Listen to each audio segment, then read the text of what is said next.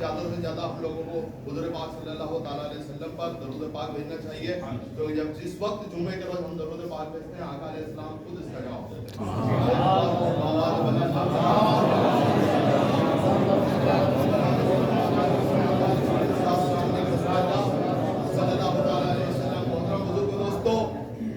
دنیا کے حالات بڑی تیزی سے تبدیل ہو رہے ہیں. ظلم کرنے والے ظلم کر رہے ہیں, جبر کر رہے ہیں. ان کے باپ بھی آگے ان کا ساتھ دے رہے ہیں. مشینوں کا سہارا لے رکھا ہے. F-16 16 مشین گن, ٹینک کیا ہے, مشینوں کا سہارا لے رکھا ہے. جو میں نے سورج تلاوت کری چند آیت کریمہ سورہ حشر, اس کے تفسیر ہو گیا ہے انشاءاللہ الرحمن. تم لیکن وہ نہیں جانتے جو مشینوں کا سہارا لے کے آئے ہیں کہ تم جتنا تراشو گے اتنا ہی سوا ہوگا. تم جتنا تراشو گے اتنا ہی سوا ہوگا. اسلام وہ پودا ہے کاٹو تو ہرا ہوگا. ہم مرد مجاہد کو کب خوف ہے مرنے کا, ہم مرد مجاہد کو کب خوف ہے مرنے کا. تلواروں کے سائے میں ہر سجدہ ادا ہو. مظلوم تو ہے لیکن مجبور نہیں ہے ہم. مظلوم تو ہے لیکن مجبور نہیں ہے ہم. ضد پر اگر آ جائیں تو ایک حشر بپا ہوگا. جیسے ہی بنو نذیر کا ایک آپ کو واقعہ سناتا ہوں. دو قبیلے تھے یہودی اہل کتاب کے مدینہ کے اندر, ہمیشہ بے وفائی بدماشی کیا کرتے تھے. جیسے رمضان رجب کا مہینہ آیا تو بنو نذیر کے قبیلے اور مدینہ کا جو جوائنٹ فیکٹ ہوا تھا اس میں یہ تھا کہ اگر ہماری طرف سے ہم سے کچھ غلطی ہو جاتی ہے تو آپ کو دیت میں حصہ لینا ہے, شیئر کرنا ہے, کنٹریبیوشن کرنا ہے. اور آپ کی طرف سے کوئی غلطی ہو جاتی ہے تو آپ کو اس میں ڈسٹریبیوشن کرنا, ہم آپ کے اس میں مدد کریں گے. رجب کا مہینہ آیا تو ایک صحابہ اکرام کی کسی سے لڑائی ہو گئی. وہ لڑائی میں اپنی شخص مارا گیا تو اس کے لوگوں نے بولا کہ بھئی ہمارا بندہ آپ نے مار دیا, آپ دیت دو. تو حضور پاک صلی اللہ تعالیٰ علیہ وسلم نے ارشاد فرمایا کہ ہم دیت دیتے ہیں آپ کو. آپ بنو نذیر کے قبیلے میں گئے, بڑا سارا قلعہ بنا رکھا تھا انہوں نے, اس میں گئے. آپ صلی اللہ تعالیٰ علیہ وسلم نے فرمایا کہ اپنا جو جوائنٹ فیکٹ ہوا ہے تو آپ ہے نا اس میں ہم کو دیت جو آپ کو دینا پڑا ہے, بہت بڑا اماؤنٹ ہوتا تھا. تو اس مسئلے کو حل کرنے کے لیے دو ہی لوگ مل کے کرتے تھے, مدینہ والے بھی کرتے تھے, جو اہل کتاب یہودی ہیں وہ بھی کرتے تھے. انہوں نے بولا ٹھیک ہے ہم کرتے ہیں آپ کے لیے, آپ بیٹھیے. حضور پاک صلی اللہ تعالیٰ علیہ وسلم ایک دیوار کے ٹیک لگا کر کھڑے ہو گئے. وہ لوگ اندر گئے اور مشورہ کرنے لگے کہ کتنی دیت دی جائے, کتنا کیا کیا جائے. اتنے میں کیا ہوا کہ ایک شخص نے بولا کہ اتنا اچھا موقع ہے, اتنی اچھی اپرچونٹی ہے کہ آپ ایک کام کیجئے, کھڑے میں ہیں کیوں نہ ان کے اوپر پتھر گرا جائے. معاذ اللہ. حضور پاک صلی اللہ تعالیٰ علیہ وسلم تو دیت بھی نہیں دینا پڑے گی, نہ رہے گا باس, نہ بجے گی بانسری. شیطان نے پھر مار دیا وہاں پر. تو اس میں سے ایک شخص راضی بھی ہو گیا, اس کا نام تھا عمرو بن ہشام. بولا ہاں میں چکی لے جا کے اوپر پھینک دیتا ہوں. وہ چکی لے کے اوپر قلعے پہ گیا, نہ حضور پاک کھڑے ہوئے تھے. جیسے وہ پھینکنے تھا ایسے اللہ تبارک تعالیٰ نے جبریل علیہ السلام کو بھیج دیا. بولا یا رسول اللہ اوپر دیکھیے. جو اوپر دیکھا حضور صلی اللہ علیہ وسلم وہاں سے ہٹ گئے. حضرت ابوبکر صدیق بھی ساتھ میں تھے, حضرت علی بھی ساتھ میں تھے, حضرت عمر فاروق بھی ساتھ میں تھے. آپ نے بولا چلو. آپ روانہ ہو گئے سیدھے مدینے کی طرف.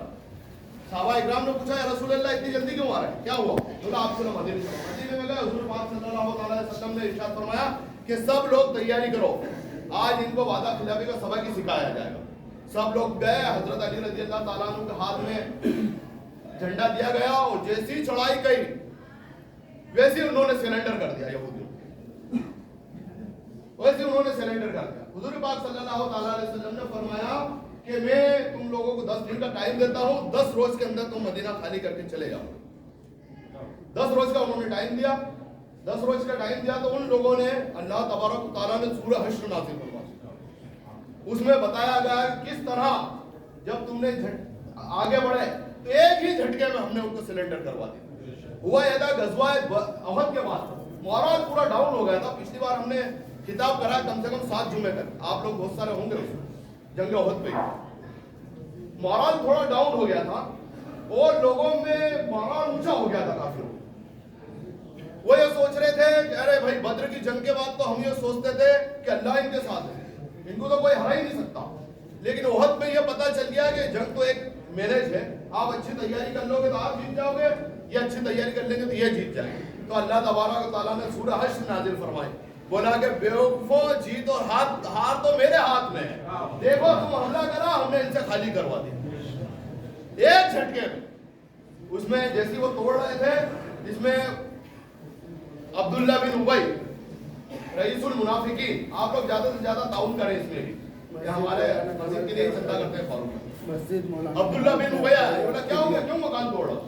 یہ عبداللہ بن ابی بہت بڑا منافق اور رئیس المنافقین تھا. آپ نے سنا احد میں 300 لوگوں کو لے کے واپس آ گیا تھا. جب 3000 سامنے سے آئے مشرکان مکہ اور جو اہل مدینہ تھے حضور صلی اللہ علیہ وسلم کے ساتھی, وہ 1000 میں سے 300 کو واپس لے کے آ گیا. بہت بڑا رئیس المنافقین تھا. یہ وہاں پر آئے, بولا کیوں؟ اور یہ اتنا بڑا منافقین تھا کہ حضور پاک صلی اللہ علیہ وسلم نے سب اس کو دیا, لیکن حضور صلی اللہ علیہ وسلم کو خطبہ دینے کے پہلے خطبہ کھڑا ہو جاتا, لوگوں غور سے دیکھو اللہ کے رسول آئیے, بس ہماری سرداری قائم ہے. رئیس المنافقین بولا کیا ہوا؟ بولا معلوم نہیں تمہارے صاحب نے کیا بولا, خالی کر کے جاؤ. ارے کوئی ضرورت نہیں, صاحب نے بولا تو کیا ہو گیا, ہم تو ہیں, مت خالی کرو. بولا پھر مدد کون کرے؟ ارے میں کروں گا, میرے پاس 2000 لوگ ہیں, غطفان والے بھی کریں گے, وہ میرا دوست ہے, اور بنو قید کو تو جو اگلے سال نکالا وہ بھی مدد کریں گے, سب آ جائیں گے. بولا ایسا پکا مدد کرو گے؟ بولا ہاں مدد کریں گے. بولا چلو گولڈا بند. پھر صلی اللہ علیہ وسلم ادھر سے گزرے پاس صلی اللہ علیہ وسلم نے فرمایا کیا ہوا ہے, تیاری ویاری نہیں ہو رہی ہے؟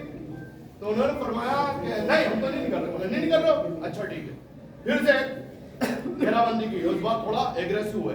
جیسی ایگریسو ہوئے, جیسے اندر گھسنے والے تھے ویسے انہوں نے ہاتھ پڑے, نہیں ہم کو معاف کر دو, ہم چھوڑ کے جا رہے ہیں. سورہ حشر میں فرمایا اللہ تبارک و تعالیٰ نے کہ تم لوگوں کو بھی یقین نہیں تھا کہ اتنی جلدی خالی کریں گے, لیکن اللہ وہاں سے ان کے پاس پہنچا جہاں سے وہ ایک گمان بھی نہیں کر سکتے.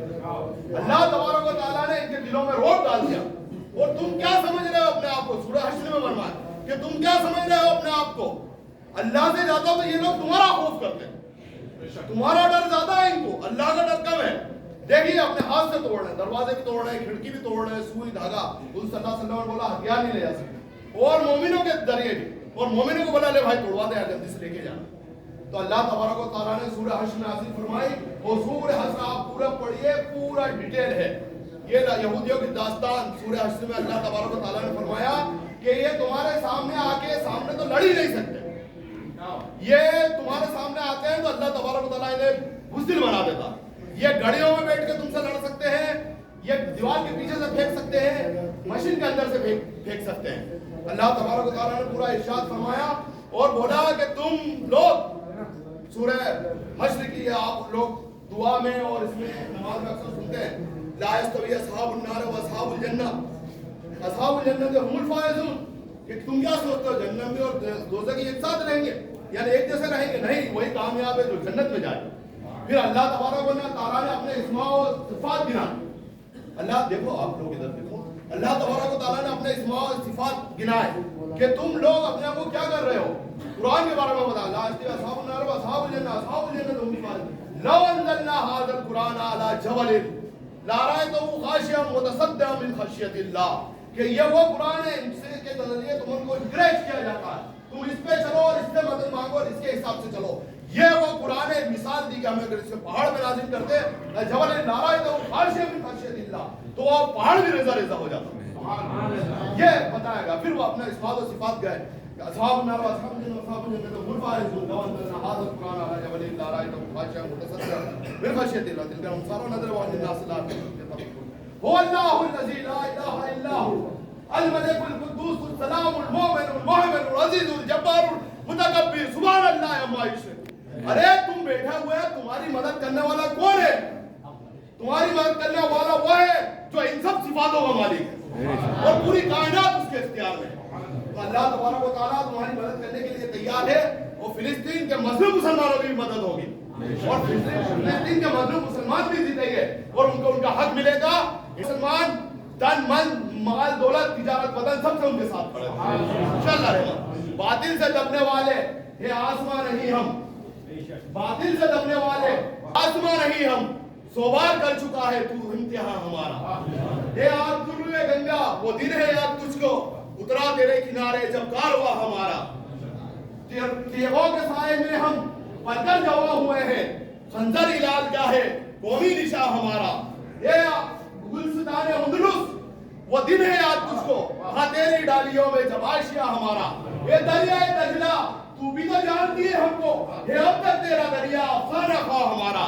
سالار کارواں ہے حضور صلی اللہ تعالیٰ علیہ وسلم, سالار کارواں ہے میرے حجاز اپنا, اس نام سے ہے باقی آرام جا ہمارا.